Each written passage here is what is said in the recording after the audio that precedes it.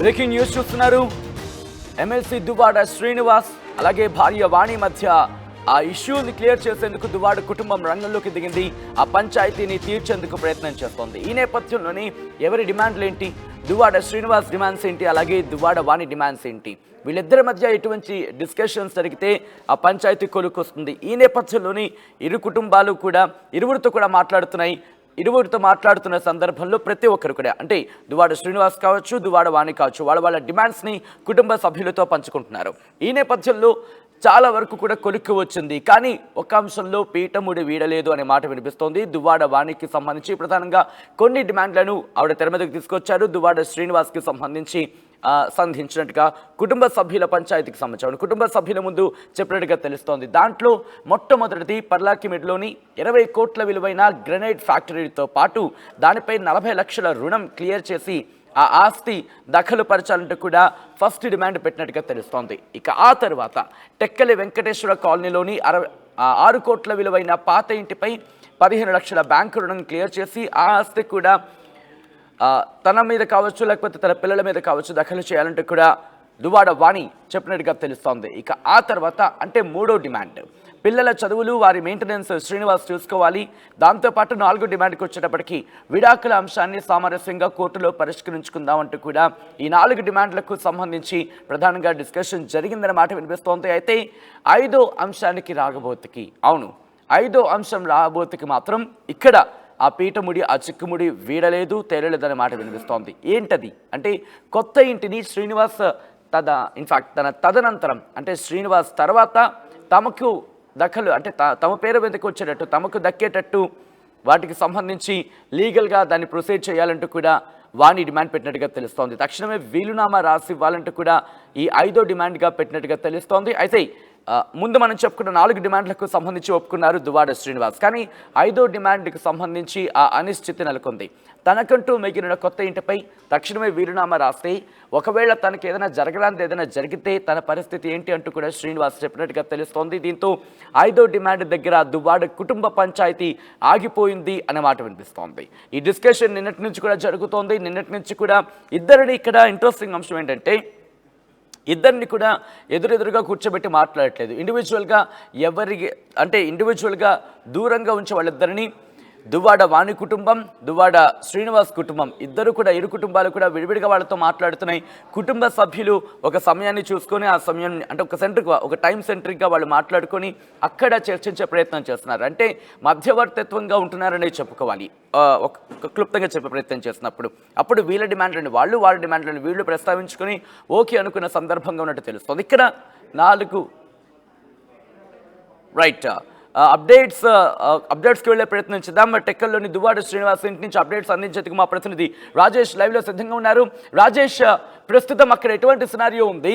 ఇక్కడ 4 డిమాండ్లకు ఒప్పుకున్నట్టుగా తెలుస్తోంది. 5వ డిమాండ్ దగ్గర పీఠముడి వీడలేదన్న మాట వినిపిస్తుంది. ప్రస్తుతం 5వ అంశానికి సంబంధించి కూడా శ్రీనివాస్ ఒప్పుకున్నారా? ఏం జరుగుతోంది?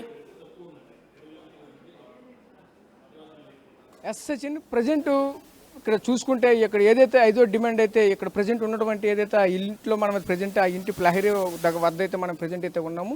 మనం చూసినటువంటి బ్యాక్ సైడ్ అయితే ఇంతవరకు చూసుకుంటే వాళ్ళ భార్య అయినటువంటి వాణి అయితే ఈ యొక్క ప్రాంతంలోనే ఇంతవరకు కూడా దీక్ష చేస్తున్న పరిస్థితి కనిపిస్తుంది. నిరసన అయితే వ్యక్తం చేస్తున్న పరిస్థితి కనిపిస్తుంది. ఈ యొక్క ఏదైతే ఈరోజు ఇల్లు అయితే ఉందో ఇల్లు అయితే మాత్రం తదనంతరం అయితే మాత్రం తనకు చెందేటట్లయితే మాత్రం ఈయన ఇస్తున్నా అని చెప్తున్న పరిస్థితి కనిపిస్తుంది. అదేవిధంగా వాళ్ళైతే మాత్రం ఇప్పుడు వాణి తరపున అయితే మాత్రం ఖచ్చితంగా నాకు ఇప్పుడైతే ఆ ఇల్లు అయితే కావాలని చెప్తున్న పరిస్థితి కనిపిస్తుంది. ప్రధానంగా చూసుకుంటే ఈ 5 డిమాండ్లో ప్రధాన డిమాండ్గా అయితే మాత్రం ఈ యొక్క 5వ డిమాండ్ మాత్రం ఇప్పుడు ఉన్న ప్రజెంట్ అయితే కనిపిస్తుంది. అదేవిధంగా మరోవైపు చూసుకుంటే 5 డిమాండ్లో పెద్ద డిమాండ్ అయినటువంటిది అయితే ప్రధానంగా పర్లేకమిడో వాళ్ళకు ఉన్నటువంటి ఏదైతే ఆ ఫ్యాక్టరీ ఉందో ఆ ఫ్యాక్టరీకి 2,40 లక్షలకు సంబంధించిన ఏదైతే బ్యాంక్ లావాదేవీలను క్లియర్ చేసి తప్పిస్తామని చెప్తున్న పరిస్థితి కనిపించింది. అదేవిధంగా ఆ 2వ డిమాండ్ అయినటువంటిది అయితే 2వ డిమాండ్ చూసుకుంటే టెక్కల్లో ఉన్నటువంటి ఏదైతే ఇల్లు ఉందో ఆ ఇల్లుపై అయితే మాత్రం ఏదైతే దానిపై ఉన్నటువంటి ఒప్పు అంతా కూడా బ్యాంకులోనే ఎంతైతే ఉందో అదంతా కూడా క్లీన్ చేసి అయితే మాత్రం మళ్ళీ ఇచ్చేటట్లయితే మాత్రం ఏర్పాట్లు చేస్తానని ఒప్పుకునేటట్లయితే తెలుస్తున్న పరిస్థితి కనిపిస్తుంది. కనిపిస్తుంది. అదేవిధంగా మరోవైపు చూసుకుంటే వాళ్ళు మరోవైపు విడాకులు కూడా ఒకవైపు చెత్తబడుతున్న పరిస్థితి కనిపిస్తుంది. విడాకులు కూడా న్యాయపరంగా జరగాలని చెప్తున్న పరిస్థితి కనిపిస్తుంది. అదేవిధంగా ప్రధానంగా ఇంకో డిమాండ్ ఏంటంటే ఏదైతే అక్కడ ఉన్నటువంటి ఇద్దరు ఆడపిల్లలు అయితే ఉన్నారో ఇద్దరు ఆడపిల్లలు కూడా తగు న్యాయం అయితే చేయాలని చెప్పేసి అయితే మాత్రం చెప్తున్న పరిస్థితి మాకు కనిపించింది. ఏది ఏమైనప్పటికైనా సరే ఇప్పటివరకు అయితే మాత్రం ఎంత గత రోజు సాయంత్రము లేదా ఈ రోజు మార్నింగ్ కూడా చర్చలకి అయితే మాత్రం వచ్చినట్టయితే సమాచారం అయితే అందింది. అది ఇంతవరకు కూడా ఎటువంటి సమాచారం అయితే మాత్రం వాళ్ళ నుంచి మనకైతే ఎటువంటిది రాలేదు. ఈ చర్చల్లో మాత్రం ఇదైతే ఇంతవరకు కూడా కొలికి రాని పరిస్థితి మాకు కనిపించింది. అదేవిధంగా మరోవైపు చూసుకుంటే ఏదైతే మనం ఇప్పుడు ఇక్కడ ఉన్నటువంటి ఇంట్లో మాత్రం ఈ ఇంటిపైన మాత్రం అనిశ్చిత మాత్రం ఇంతవరకు కూడా ఆసక్తికరంగా అయితే చూస్తున్న పరిస్థితి మాకు కనిపిస్తుంది. సచిన్, రాజేష్, ఇప్పటికీ ఆ డిస్కషన్స్ కంటిన్యూ అవుతున్నాయా? బ్రేక్ ఇచ్చారా? లేకపోతే ఇంకా ఏమైనా శ్రీనివాస్ నుంచి ఏమైనా డిమాండ్స్ వినిపిస్తున్నాయా? దానికి వానికి సంబంధించి ఏమైనా ఆ చిక్కుముడి కావచ్చు, ఆ పీఠముడి కావచ్చు, ఇంకా వినట్లేదా? ఏం జరుగుతుంది? ప్రెసెంట్ కూడా డిస్కషన్స్ కంటిన్యూ అవుతున్నాయా రాజేష్? ఇంతవరకు అయితే మాత్రం డిస్కషన్ కంటిన్యూ అయ్యే చెప్పుకోవచ్చు. ఎందుకంటే ప్రధానంగా చూసుకుంటే ఏదైతే వాణి తాలూకు బంధువులు తల్లిదండ్రులు ఎవరైతే ఉన్నారో వాళ్ళు కూడా వచ్చి ఏదైతే ఈ ప్రాంతంలో తన గత 6 రోజులుగా అయితే మాత్రం ఏదో ఈ ప్రాంతంలో అయితే కూర్చొని నిరసన అయితే తెలియజేస్తున్నారో ఆయా ప్రాంతంలో మాత్రం వాళ్ళు కూడా ఇక్కడ కూర్చుని వాళ్ళ చుట్టాల బంధువులు అంతా కూడా వాళ్ళ చుట్టాలు కావచ్చు, మరి ముఖ్యంగా వాణి అలాగే వాణి పిల్లలు కూడా అక్కడే ఉన్నారు. శ్రీనిపత్యం ఒకసారి వాళ్ళతో మాట్లాడే ప్రయత్నం చేస్తారా? ఇప్పటి వరకు అయితే మాత్రం ఆ పిల్లలు అయితే మాత్రం మనకు ఒకటే చెప్తున్నారు, అసలు మేమైతే మీడియాతో మాట్లాడదలుచుకోలేదు, మేమైతే మాట్లాడమని చెప్తున్న పరిస్థితి కనిపిస్తుంది. ఏదేమైనప్పటికైనా సరే మార్నింగ్ కూడా ఆల్రెడీ మనమైతే మాట్లాడే ప్రయత్నం చేసాం. మాట్లాడే ప్రయత్నంలోనే దయచేసి మా ఇంటర్నల్గా మాత్రం మీరు ఏది కూడా ఇష్యూ చేయకండి, మీరు మా దాంట్లో మాత్రం ఎట్టి పరిస్థితుల్లో కూడా మీరు మాట్లాడొద్దు అని చెప్తున్న పరిస్థితి కనిపిస్తుంది. ఏదేమైనప్పటికైనా సరే అన్ని కొలిక్కి వచ్చిన తర్వాత నేనే మళ్ళీ మీడియాని పిలిచి మీడియాతో మాట్లాడుతున్నాను అని చెప్తున్న పరిస్థితి మనకు కనిపిస్తుంది. సచిన్, అంటే ఆ డిస్కషన్స్ ఏమైనా ఫ్రూట్ఫుల్గా జరుగుతున్నాయా? ఏమైనా కొలిక్కొచ్చే అవకాశం ఉందా? ఈ నేపథ్యంలోనే వాళ్ళు ఈ స్టేట్మెంట్ ఇచ్చారనుకోవాలా?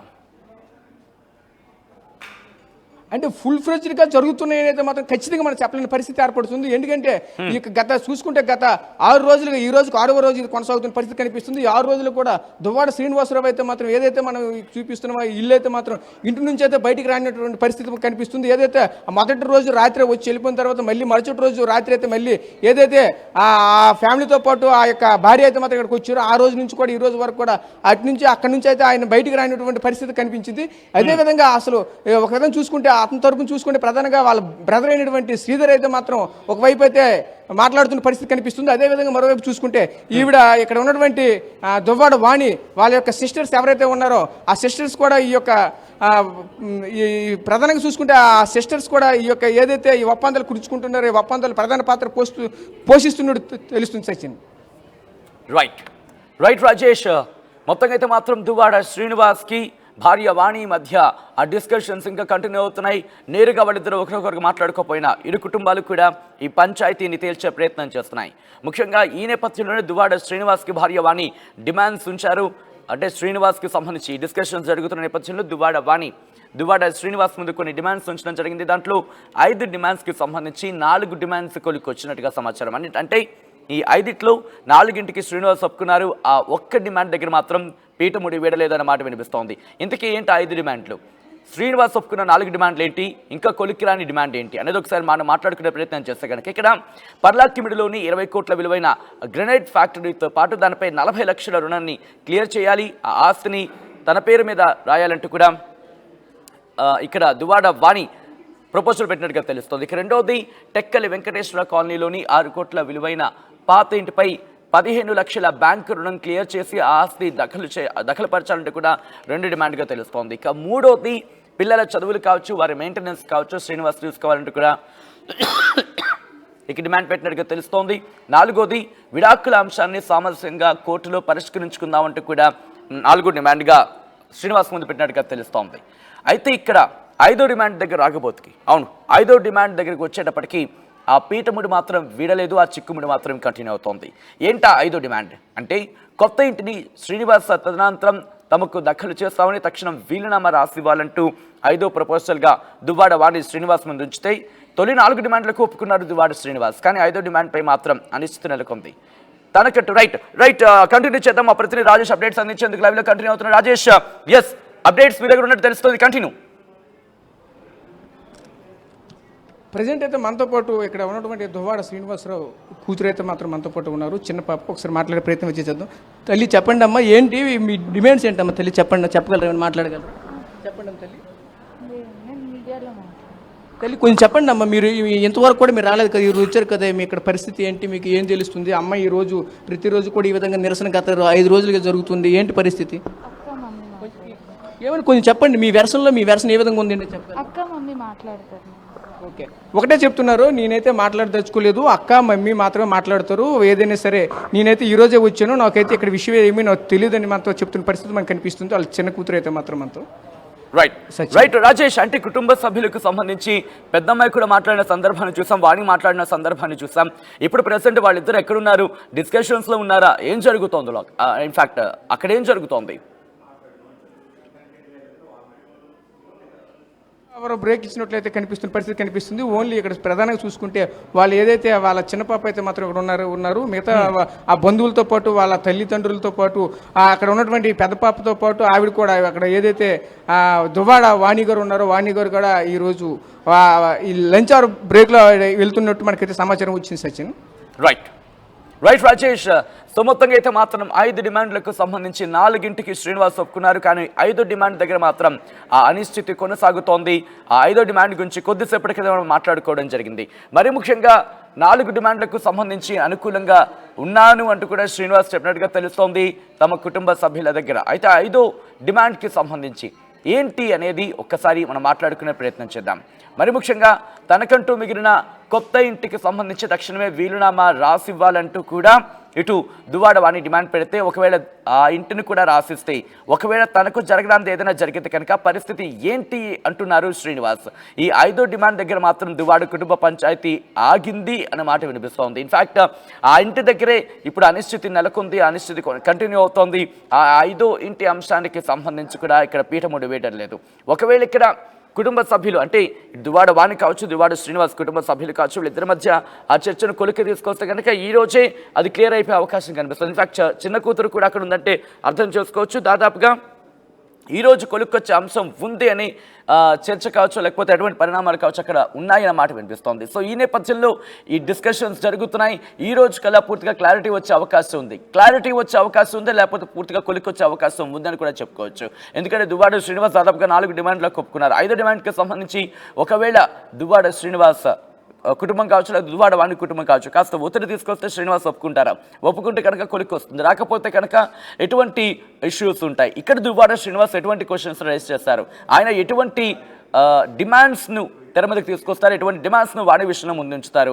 ఒకవేళ దానికి దువ్వాడ వాణి ఒప్పుకుంటారా? దువ్వాడ వాణి ఒప్పుకుంటే ఎన్ని డిమాండ్లకు ఒప్పుకుంటారు? వీళ్ళిద్దరి మధ్య ఎటువంటి క్లారిటీ వస్తుంది? ఎన్ని అంశాలు పరిష్కారం అవుతాయి? ఒకవేళ ఈ పంచాయతీ కనుక కుటుంబ పంచాయతీ కనుక తేలకపోతే ఇలా ముందుకు వెళుతుంది? ఇలా అనేక క్వశ్చన్స్కి సంబంధించి ఉన్నాయని చెప్పుకోవాలి. సో ఏం జరుగుతుంది వేచి చూద్దాం.